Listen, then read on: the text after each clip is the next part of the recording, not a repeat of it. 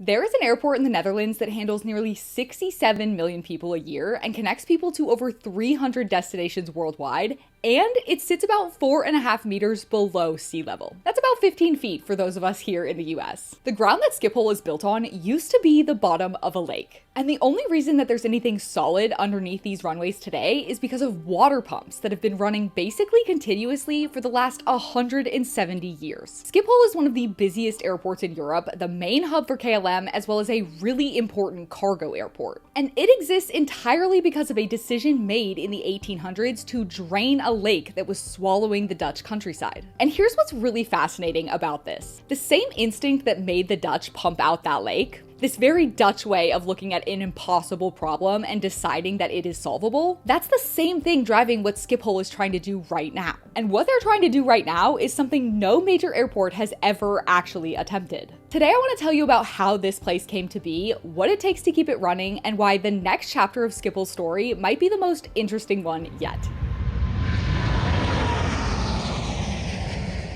Now, to understand Schiphol, you have to understand something about the Netherlands that most people don't fully understand. About a third of the country sits below sea level, and a lot of that land didn't start as land, it started as water. So there was the Haarlemmermeer, which translates roughly to Haarlem's lake, and it was one of the largest lakes in the entire country. It sat between Amsterdam, Haarlem, and Leiden, covering roughly 170 square kilometers. But this was not a calm, peaceful lake. The Dutch had a nickname for it: the Waterwolf. It flooded regularly and violently. Over centuries, storm-driven erosion had been slowly eating away at the countryside, swallowing villages whole. And by the early 1800s, it was actively threatening Amsterdam itself. The city watched from a few kilometers away as the shoreline kept creeping closer and closer. So the Dutch looked at this lake that had been terrorizing their country for years and made a decision that was very, very Dutch. They would get rid of it entirely. The project began in 1840, and the plan was to dig a 60-kilometer ring canal around the entire perimeter of the lake called the Ringvaart. And then they would use giant steam-powered pumping stations to lift the water up and out into that canal. The canal sat higher than the lake itself. They had to pump water uphill to drain a lake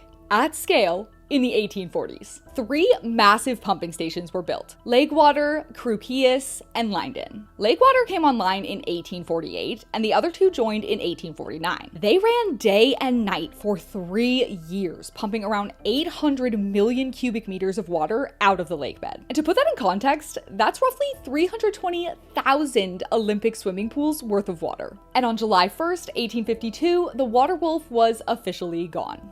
And in its place was flat, fertile farmland sitting about 4.5 meters below sea level. The Krukius pumping station has been preserved as a museum, and it is the largest surviving steam pumping engine ever built. But Leiden and Leegwater are still running to this day, because in a polder, you never stop pumping. A polder, by the way, is what the Dutch call this kind of reclaimed land. And the idea is simple but permanent. You pump the water out, build canals and dikes to hold it back, and then you never let your guard down. The Dutch have been doing this for about 1,000 years. And they don't really think of it as fighting nature. They think of it as more of an ongoing arrangement with it. But here's where the airport comes in. In 1916, the Dutch military needed an airfield. And the flat open polder of the former Haarlemmermeer was right there. And it wasn't ideal, it was wet, soft, and below sea level, but the Dutch made it work. On September 19th, 1916, the first aircraft landed on a 12-hectare patch of reclaimed peat bog. There were 4 wooden hangars with a completely waterlogged field. Aircraft would regularly get stuck in the ground, earning it the affectionate nickname Schiphol Mudport.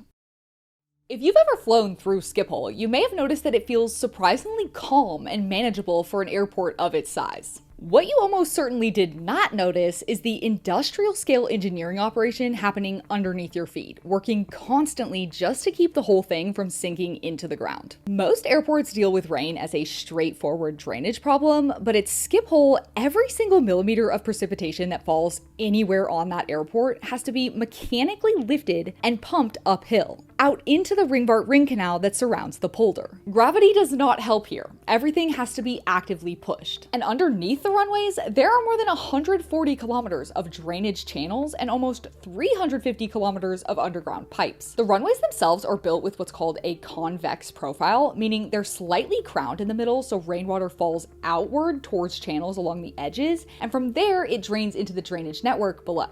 And the ground beneath all of this is genuinely difficult to build on. Schiphol sits on layers of clay and peat left behind by the old lake bed. And saturated peat can be roughly 90% water by volume. It barely qualifies as a solid. Building a runway on that means compressing the ground with massive sand fills before any asphalt goes down. And then they have to monitor how much it's settling with sensors for years afterward. Think about what that means at scale. Schiphol handles around 474,000 aircraft movements every single year. That's commercial flights, cargo operations, fuel trucks, catering vehicles, ground equipment. All of it is operating on land that requires permanent mechanical intervention just to stay solid. Back in 2021, extreme rainfall caused devastating flooding across parts of the Netherlands and Belgium, but Schiphol came through largely unaffected because their water management system did exactly what it was built to do. But it was a reminder of what that invisible system is actually protecting against. On the surface, Schiphol looks like a calm, well-run airport. But underneath it, there is a machine that has been running since before the Wright brothers ever even flew. KLM was founded in October of 1919, and it is the oldest airline in the world still operating under its original name. And their first passenger flight into Schiphol was on May 17th, 1920. They flew a de Havilland DH-16 with 2 passengers and a bundle of newspapers as cargo from London to Amsterdam, and that was just the beginning. Through the 1920s and 30s, Schiphol grew steadily. But then came the Second World War. German forces captured the airport in May 1940 on the very first day of the invasion, turning it into a Luftwaffe base. In December 1943, the US dropped roughly 1,600 bombs on it, and when the Germans retreated in 1944, they destroyed what was left themselves. The first post-war landing came on July 8th, 1945. Schiphol rebuilt, and it grew really quickly. By the 1960s, it had outgrown its original site. In 1967, the airport relocated 2.5 kilometers west to its current location to accommodate the new generation of jet aircraft. This was the point where they designed their iconic terminal. The new terminal was designed by Dutch architect Marius Duintire, but the interior experience was the work of a designer named Ko Liang-yi. Ko had a very specific philosophy. Airports should reduce anxiety rather than amplify it. His approach was about openness, natural light, and calm. He kept advertising confined to designated zones, and he wanted the terminal to feel like somewhere you could actually breathe. Now, before this redesign, wayfinding at this airport was essentially chaos. It was an inconsistent, confusing, multilingual mess. Ko brought in a designer named Benno Wissing from a studio called Total Design to create a new system from scratch. Wissing's solution was almost offensively simple: yellow signs for flights and gates, green signs for services like restaurants and toilets, clean, consistent typeface applied everywhere without exception. The system was so logical that it became an international reference point for airport design. It was later updated by another designer in 1991 who kept the yellow and green logic and added pictograms, but the bones of Wissing's original thinking are still in active use at Schiphol today. Now, I want to explain something about Schiphol's position in the world because I think a lot of people underestimate how strategically unusual it actually is. The Netherlands is a relatively small country. It's about the size of West Virginia with about 18 million people, and it hasn't historically had that many natural resources, but what it has had is trade. For centuries, the Dutch built one of the most successful economies in the world by being extraordinarily good at moving things across borders, whether that's goods, money, or people. The Dutch East India Company, founded in 1602, is considered by many historians to be the first multinational corporation in history. It had its own army, its own navy, its own currency, and at its peak, it was the most valuable company that has ever existed. The port of Rotterdam is still the largest port in Europe today. Schiphol is the aerial expression of that same national identity. Its location on the western edge of Europe puts it within a 2 or 3 hour flight of almost every single major city on the continent. And their one terminal design, where every gate sits under a single roof radiating from a central plaza, makes connection times faster than almost any comparable hub in the world. And KLM's huge network, including its partnership with Air France and Delta, gives Schiphol huge intercontinental reach. Now, one thing that surprised me is that about 36 36 to 37% of the people going to the Amsterdam airport aren't actually going to the Netherlands at all. They're just connecting through Schiphol purely because it's the fastest and most efficient way to get from one place to another. But this means that the airport isn't just serving Dutch travelers. It's acting as a piece of critical infrastructure for dozens of other countries and economies. A country of 18 million people built and maintains one of the most important aviation hubs in the entire world. In 2016, to celebrate its 100th anniversary, Schiphol was given the royal designation to its name. The Mudport had officially become Royal Schiphol Group. I had been researching this video for weeks before I actually got to go to Amsterdam, and reading about a place is one thing, but when the team there gave me a behind-the-scenes look at the airport, actually walking out onto the apron, standing next to the runways, knowing that I was physically standing on what used to be the bottom of a lake, something about the scale of that hit differently than I was expecting. I was looking at a place that handles hundreds of thousands of flights a year, that has existed in some form for over a century, and the whole time underneath it, this invisible system is just constantly working to keep the ground solid enough to stand on. It's one of those things that the more you understand how it works, the more extraordinary it seems that it even works at all. And standing there, it struck me that for the entire first century of Schiphol's life, it's been asking the question of how do we handle more? More passengers, more aircraft, more routes, more cargo. Every decision, every investment, every expansion, all pointed in that direction. But then for the first time in history, that all changed. In 2019, a Dutch environmental organization won a landmark case at the Dutch Supreme Court. The court ruled that the government was violating its own climate obligations and ordered a faster greenhouse gas reduction. This was the first case anywhere in the world where a court ordered a government to cut emissions specifically on human rights grounds, arguing that climate inaction was a violation of citizens' rights to life and a safe environment. Aviation was a part of that broader conversation, and Schiphol is part of aviation. But then COVID happened. Schiphol went from handling nearly 72 million passengers in 2019 to almost nothing overnight. And when recovery began, the Dutch government made a decision that surprised a lot of people in the industry. Rather than racing back to maximum capacity as fast as possible, they proposed capping annual flight movements at 478,000 per year, which was below their pre-COVID peak of nearly 500,000. And their reasoning was about the noise for surrounding communities, environmental obligations, and a genuine rethink about whether an airport straining constantly at its upper limits was actually doing its job well. The airlines were not happy. KLM and others pushed back hard, and the legal battle that followed was long and complicated. And then on March 11th, 2026, the Dutch Council of State, which is the country's highest administrative court, annulled the cap entirely. The ruling said that the government hadn't properly demonstrated that simply counting total flights was a valid way to measure noise impact, given that different aircraft produce dramatically different noise levels. The government's response was to say, we're just gonna keep the 478,000 limit in place while we rewrite the legal framework behind it, which I have learned is very Dutch.